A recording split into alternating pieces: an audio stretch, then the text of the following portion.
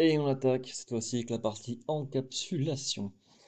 Alors, par contre, avant d'attaquer la partie encapsulation, je voulais juste revenir très rapidement sur ce qu'on a vu par rapport à l'objet et comment initialiser les propriétés de l'objet, soit directement en faisant un égal et en lui donnant la valeur, soit en passant directement par le constructeur en lui donnant aussi sa valeur en name et en le passant du coup en paramètre derrière si on veut le passer dans le constructeur.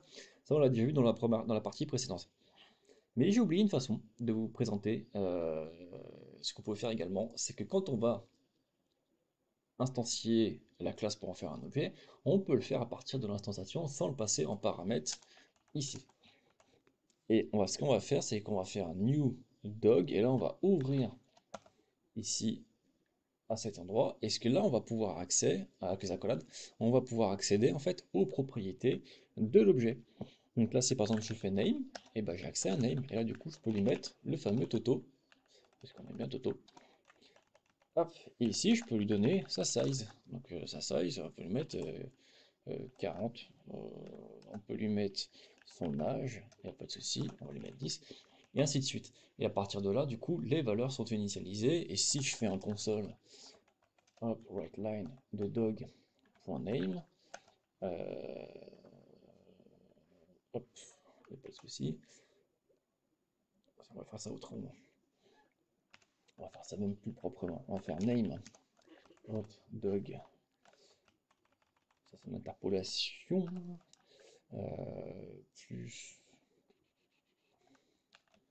on va lui donner, du coup on a dit qu'on a dit size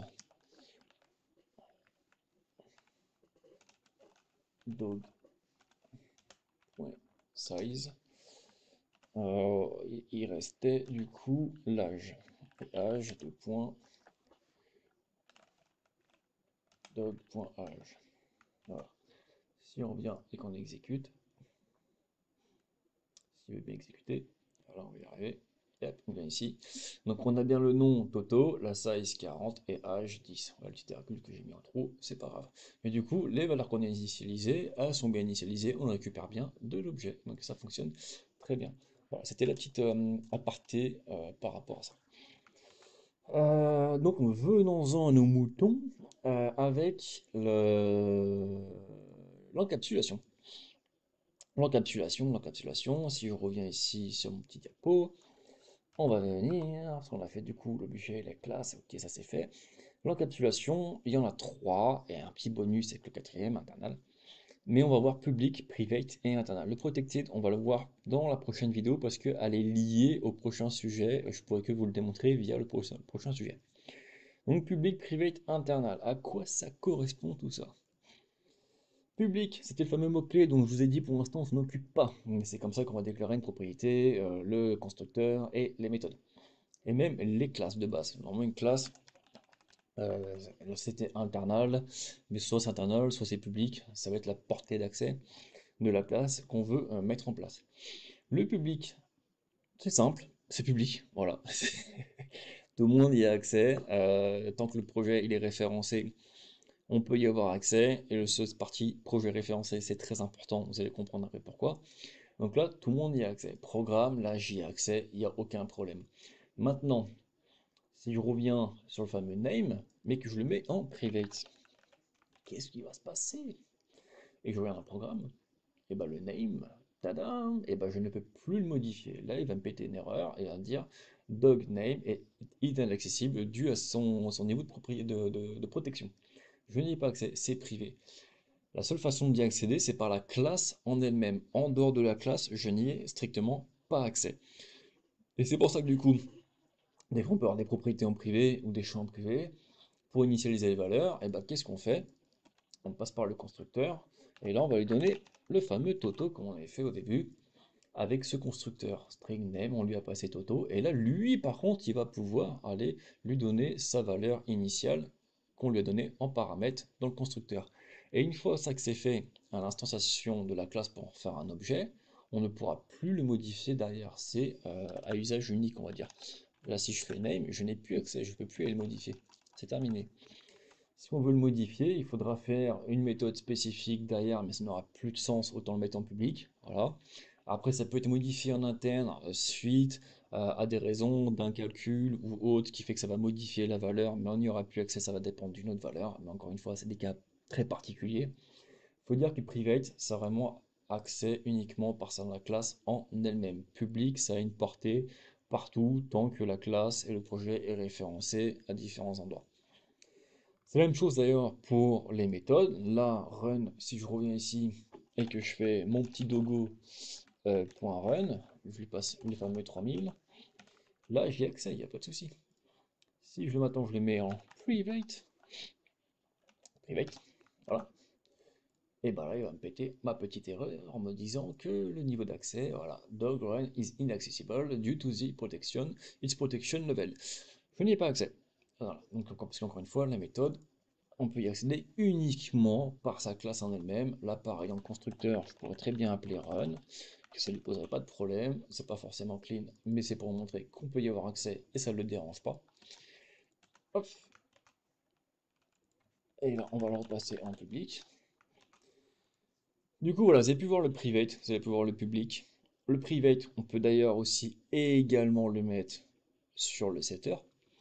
Si je reviens ici, que je le repasse par exemple en public, si je veux avoir accès à la valeur de name, parce qu'une fois qu'elle est initialisée, c'est une chose, mais que je veux qu'elle soit initialisée, que la valeur de name soit initialisée uniquement à l'instanciation, comme si on la met en private.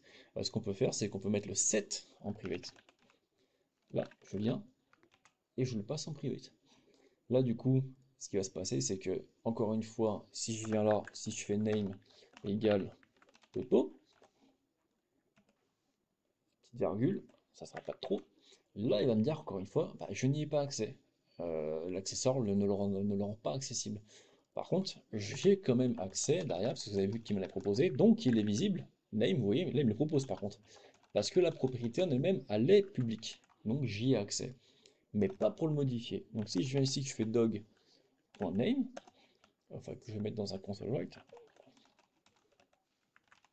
console write line, là ça pose pas de problème. Je peux le lancer. Hop, on vient ici. Toto, ouais, run accessible, c'est vrai qu'on l'a appelé run. Mais Toto, du coup, ça fonctionne. Donc je peux y accéder pour le lire, mais je ne peux pas accéder pour la modifier. Si je veux la modifier, je passe par le constructeur, et du coup là ça fonctionne. Voilà, donc on a vu le public, on a vu le private, et maintenant il va rester le internal, parce que le protected, on va voir ça dans la prochaine vidéo. Le internal, à quoi ça correspond? Le internal, lui, ça va être lié au namespace en fait de sa classe. Vous avez vu que tout en haut de la classe, il y avait un namespace qui englobait toute la classe. Parce que cette classe a fait partie d'un namespace, d'un espace de nom. Son espace de nom, c'est le nom du projet. Animal exercise, animal exercise. Si je viens sur la solution, que je fais add et que j'ajoute un nouveau projet, donc une librairie internal animal, hop, create, peut-être parce qu'il existe déjà, ouais, animal 2, hop, create. Ici, je fais un rename en l'appelant 4. Hop, yes, on va le renommer. Public class 4, ok, pas de problème. Si je reviens dans programme, il est dans son propre projet. Ici, il est dans son propre projet, Animal Exercise. Internal Animal 2 avec 4. 4 est dans son propre projet qui s'appelle Internal Animal 2. Du coup, programme n'a pas la visibilité sur 4. Si je viens ici, que je fais 4 égale new, comme elle fait complétion, 4, voilà. Et bien là, il va me le souligner en rouge, il va me faire le namespace de 4, ça ne peut pas être trouvé, il manque une directive ou une assembly référence. Ce qui est le cas. Du coup, pour pouvoir référencer le projet, il va falloir aller sur le projet en question, aller sur les dépendances, faire un petit clic droit, add project référence, et on veut ajouter du coup l'autre projet qu'on a créé à notre projet en cours. On le clique, on fait OK. Voilà. Si on pouvait faire clic droit directement sur ici et nous proposer en solution. Hop, hop, hop, hop. Ah, on va y arriver. Using, et là du coup on peut faire using animal 2. Donc là ça commence, par contre on s'en fiche tout. Et là on y a accès. Du coup mon chat j'y ai accès, je peux l'instancier, ça ne pose pas de problème. Si je reviens sur 4, la classe elle est publique. Si je la mets internale, non internale, les interfaces c'est pour plus tard. Internal, je reviens sur mon programme, et là, bam, 4, je n'y ai plus accès. Voilà. C'est un peu, c'est très vulgarisé, mais ça serait comme mettre un private sur la classe, sauf qu'on met jamais une classe en private, parce que sinon ça rend la classe complètement inutilisable et ça sert strictement à rien. Donc on va plutôt le mettre internal, ça permet de réserver des classes à un projet pour ne pas qu'elles soient accessibles à d'autres projets.